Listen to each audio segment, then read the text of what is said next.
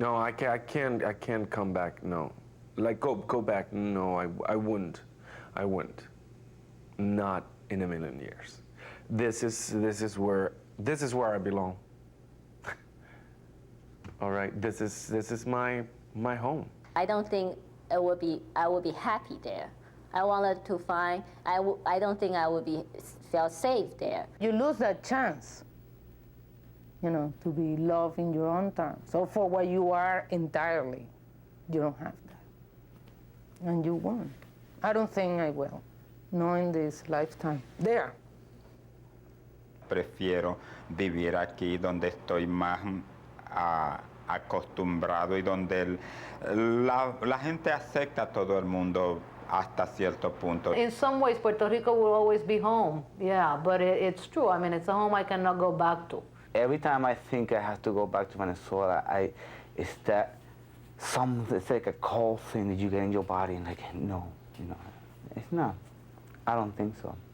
I can't go back without making a drastic change in the person that I am, and I'm not convinced that that's a choice that I'm willing to make, because I like the person that I am. Actually, I love the person that I am here, and so in that way I'm definitely exiled, because from being in exile, what's clear is that everything is not so simple anymore.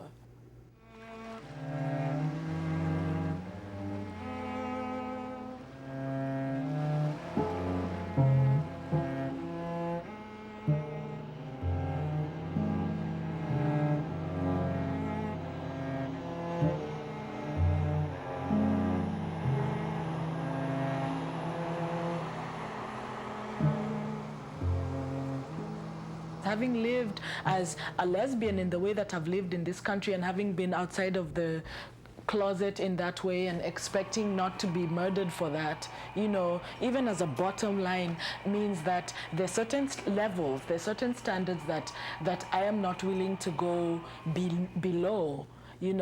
And there's a part of me that knows, as much as I'd love, I miss the earth, I miss the geography of being at home, and there's a part of me that would love to be able to go back for different periods of time, but I know that when I'm there, I would have to hide significant parts of myself simply to avoid being killed.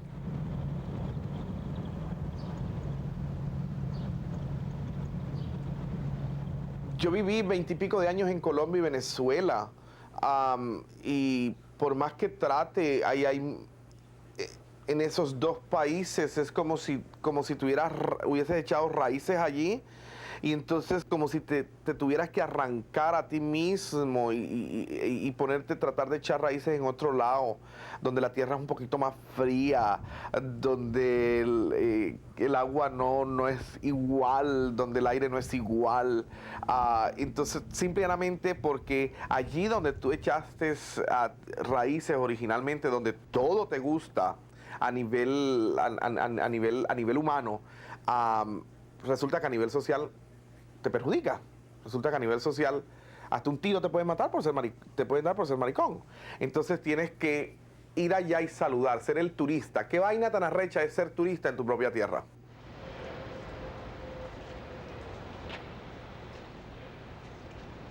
How do we negotiate, be minorities, and always having this feeling of some kind of inferiority to a certain degree in the society at large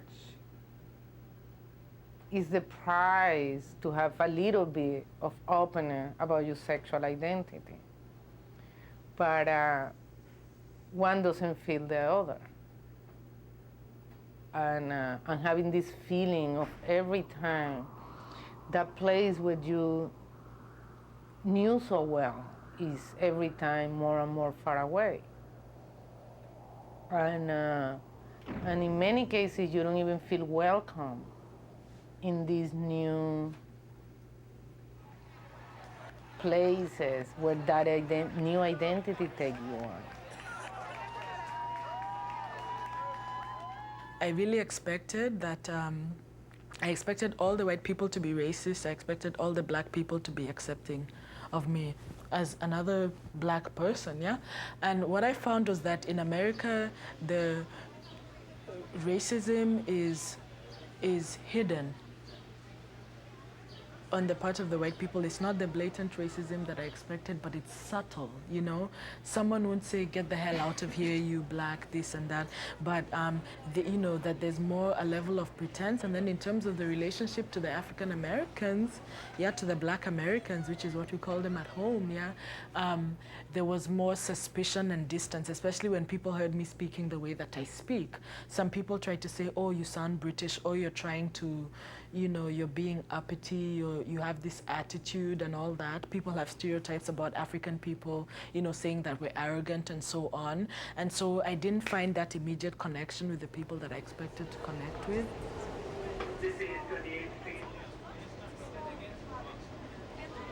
I never thought of race like being different. Later on in the homosexual world, quote unquote, it's like, yeah, you start looking at yourself. If you're Latin, white guys see you, Latin boy, as a more desirable one. Maybe because they think in their mind we're hotter, it's like we're more passionate. Therefore, you start learning these things, yeah. So that's when that racism kind of thing, I was more aware of that. Little clubs are formed everywhere. It's just sort of because you're coming from a place where you're excluded, you expect to find your own little club, and so your expectations are very high for the little club and the place where you're going to feel a part of. And so when you find these rules that exclude you, that you don't understand, it's all the more heartbreaking. I have a lot of issue and identity that maybe people, Asian lesbian who grew up here, Asian American lesbian grew up here, may have a problem to deal with and understand. So it seems to me now I belong to a lot of groups. Women of the color groups, lesbian group, you know, all different kind of groups. Seems that I have to be a different person at the same time to teach people about my background. Especially I feel the most repressed here is being an immigrant.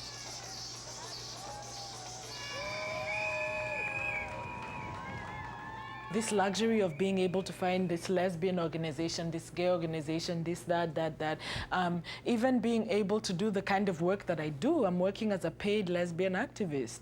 That is not possible at all at home, and I realized how I've become accustomed to certain luxuries of being here, you know, and I don't want at all to make it seem as if America is milk and honey, because I did not come here to be a lesbian or a gay person, and part of the reason that I became so politicized while I was here is because of the tremendous amount of racism and xenophobia in this country, you know? And so in some ways it seems like a really strange kind of balance, like you pick and choose what you're willing to live with. It's almost like a struggle between, I don't know, yourself and your soul in many ways, you know? With your soul being, I don't know, somewhat deeper. And I think home is deeper because it was there earlier. Somebody that is an exile, that because the political or economical situation, they have to leave, there is always the dream of coming back. That this specific situation will change and you'll be able to come back. And if you become rich, people will receive you very well. Or if, you know, if the political system change there, you will be received as a hero because, you know, you're going back to work for the other side. In our case, we become an exile just for liking who we are. And that closes the possibility of coming back as liking who we are. In order to go back, we have to go back to hate who we are.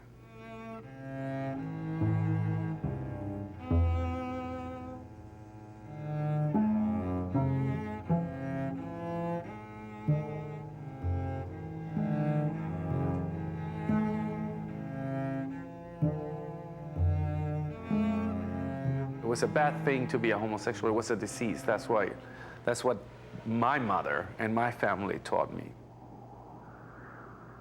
when I developed my female body, like I have breasts and developed breasts, I really resented. I didn't want to be a girl, and somehow just felt like that's inferior.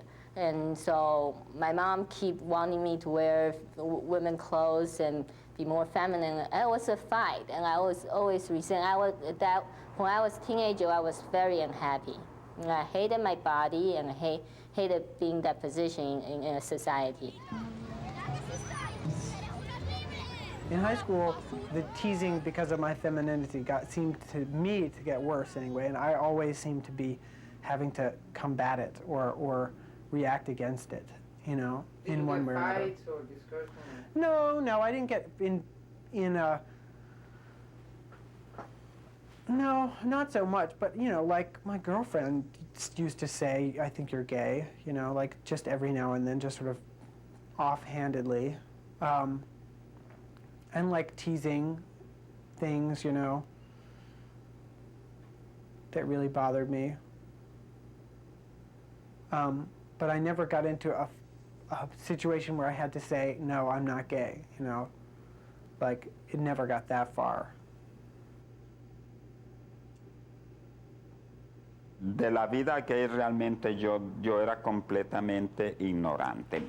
Vida gay, bueno, vida gay en el sentido, yo sabía que había gay, pero yo personalmente, como la gente gay no es aceptada allá y como yo mismo tengo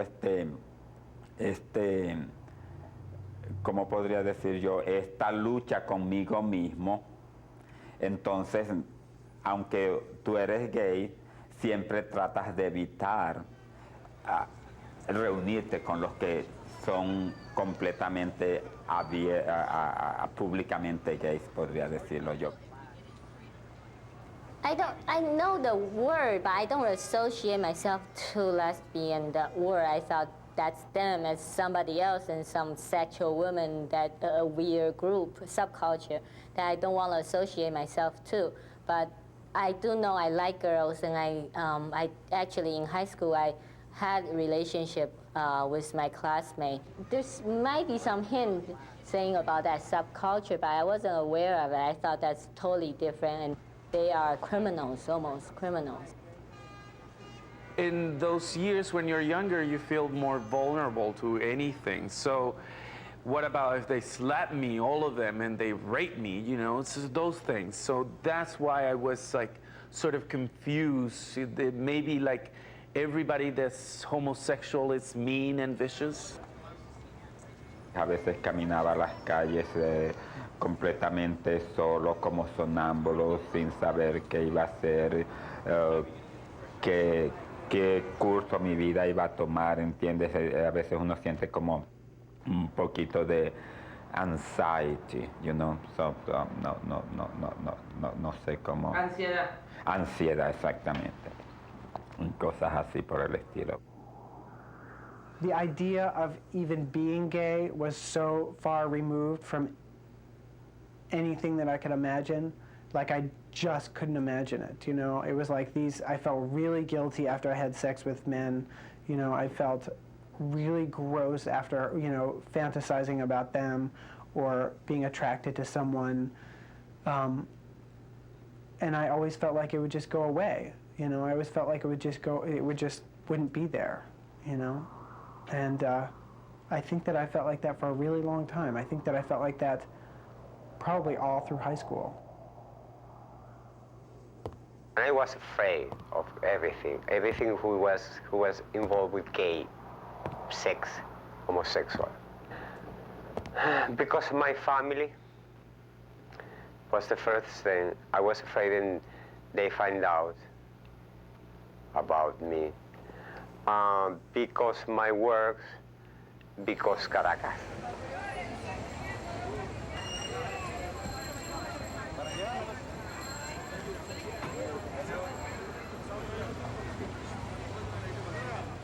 I was in a funny farm, in a very expensive funny farm in Caracas, because my family put me there after an incident that happened when I was 13 years old.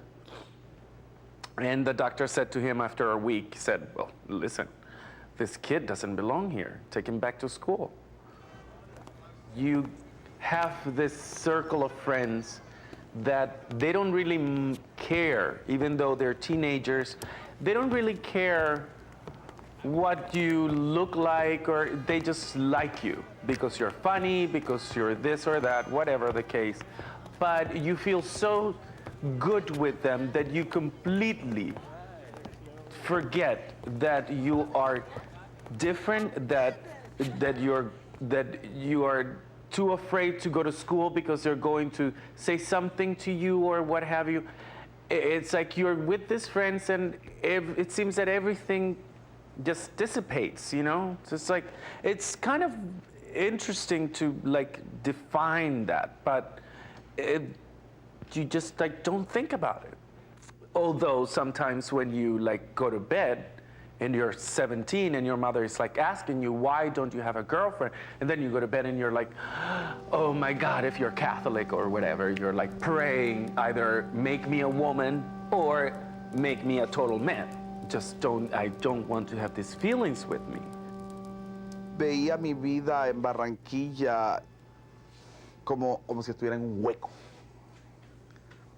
Era un hueco profundo, era un oscuro, donde yo lo que trataba era siempre de saltar y de salir, y de salir, y de salir. Era un struggle permanente, era un sufrimiento permanente, a pesar de que baja la barra y tú sabes, pero que al momento de tú quedarte contigo mismo, sabes que estás en un hueco. Sonó el teléfono un día y era mi papá que me decía que a mi madrastra le habían operado, habían hecho un trasplante de corazón y que no quería una enfermera, sino que yo estuviera al lado de ella. Y yo dije, bingo, me voy. Aquí estoy y planeo quedarme por el resto de mis días.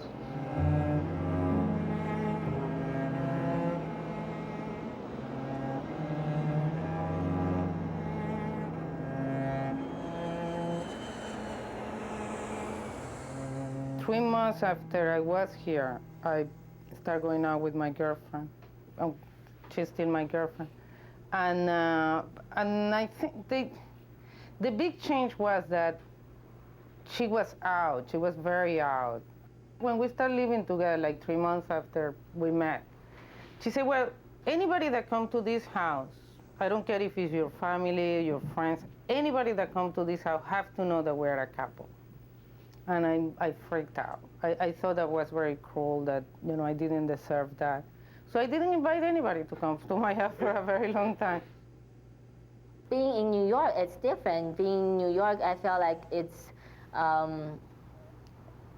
I'm trying to take a step to protect myself from any kind of repression I had subject myself to since childhood. I feel like I'm finally taking a subjective control in my life that I can say, no, this is not the value I want to take. In terms of like my sexuality, I guess, and in terms of like my friends and the way that I live and like the things that I've done, yeah, all of that seems like really, like I had no way of even imagining that it would be like this, you know? Which is not to say that it's great, you know, that it's like a great thing. I mean, I feel really homesick here, you know? Like I feel really out of place here sometimes. I feel really like provincial and kind of like slow and dim-witted compared to some of my friends, you know, and like southern. It's really hard, the life here. So by confronting yourself and slowly coming out of the closet,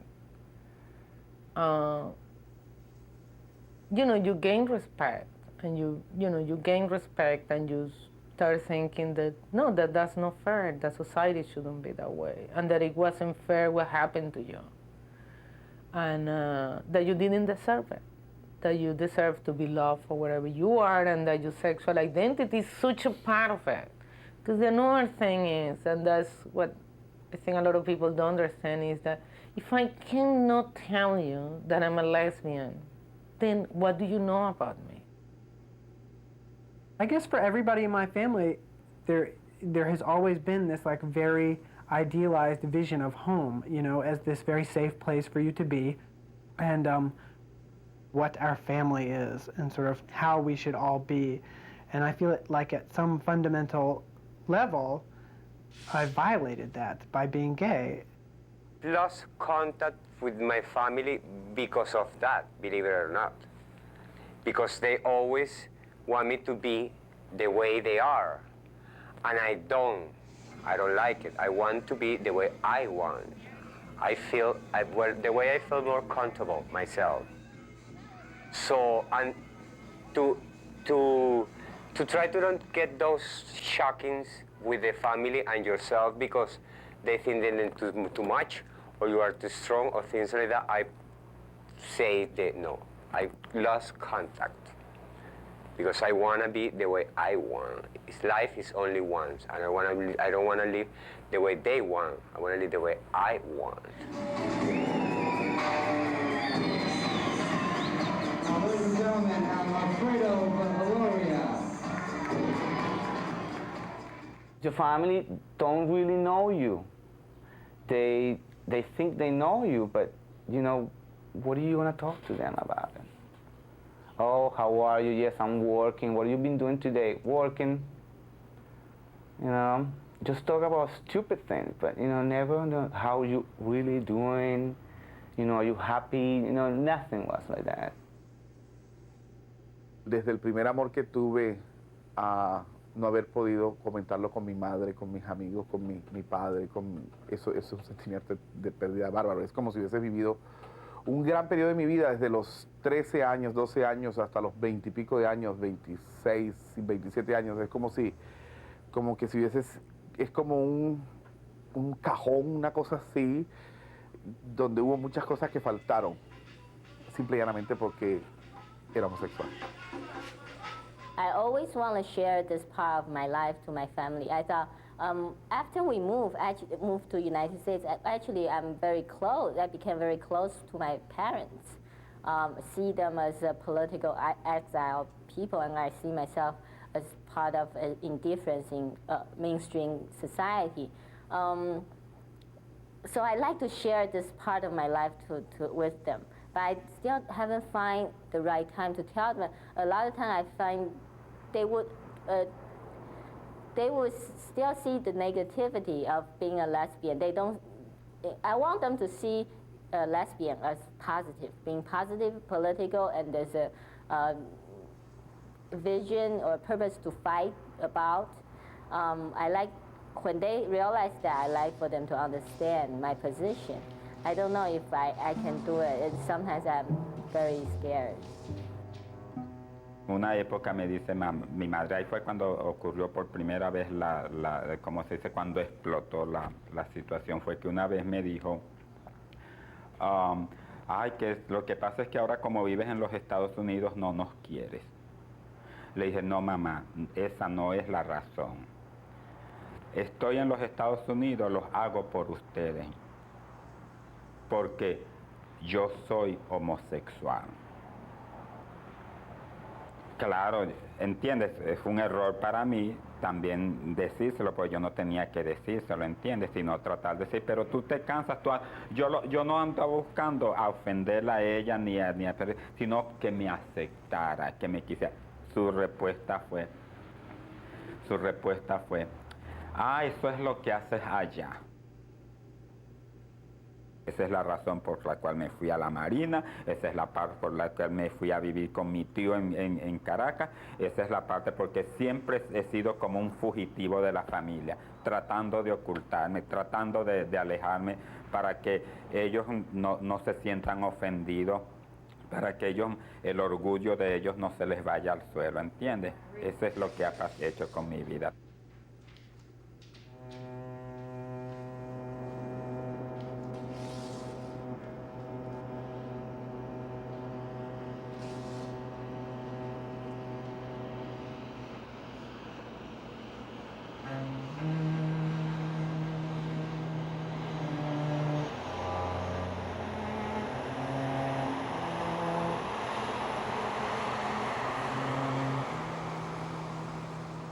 Do I belong here in the United States? I think I live here. I don't know, but I belong here. You know, I think I belong in Puerto Rico. People are like, oh, you American? You know, and when I'm in America all the time, it's you alien, other single non-resident alien. You can live here as long as you want, but you're not a resident. You know, you have an accent, you this, you that. And so it's like, oh, where do I belong? I'm suspended. The pain of losing things that I love very much. A way of being, a way of walking, you know, warmth in the sense of humor. And I'm more and more accepting the fact that I lost that I don't have that in my life. Tú sientes el temor de que cómo la gente reacciona cuando hablas, cómo piensas antes de hablar, piensas primero no solamente en lo que vas a decir, sino en la reacción de las personas, una cantidad. Eso es lo que me pasa a mí cuando voy allá, ¿ves? Pero en un globo general, la lengua, la música, todas esas cosas es que están en ti, no se van.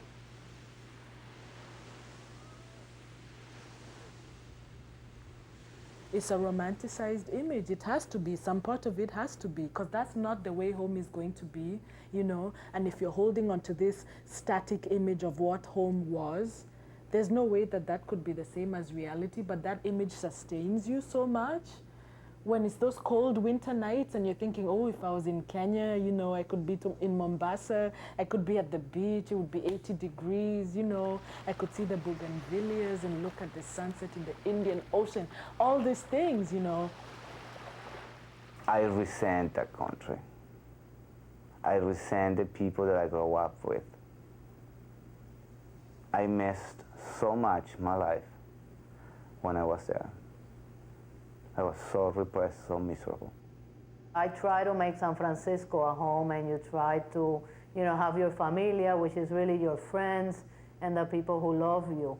But it's not the same. I mean, I don't think it's the same as being able to have found that acceptance when you came out and continue with your own family and your own friends that you grew up with, and you know, and yes, form other ones, but you know, it's almost like a tree cut at the root, you know. So the root is over there in Puerto Rico, and the rest of the tree is over here. There's a part of my heart that yearns for a place where I won't have to be the outsider. I'm not a displaced person because economical cause necessarily. I'm not a displaced person because a racial thing necessarily, but I'm a displaced person because my sexual identity. I would have to say that yes, it's worth it. I mean, to repress the self, I think, you know, and you know, and your passion and your love and your sexuality, I mean, that's what you will be repressing. I guess I'll have to say it's been worth it. Something that I miss sometimes is the simplicity of just being able to wake up and just know, I'm a Kenyan, this is my home. If you go down that road and walk down, you know, past the well or past that tree over there, you'll find my aunt's place. And I miss that ease and, you know, conviction with which I can clearly say who I am and where I belong and where home is, you know. But at the same time, something that I love is the complexity of always wondering, you know, of always searching. It's as if the moment that you leave home is the moment that you're always going to be in search of home.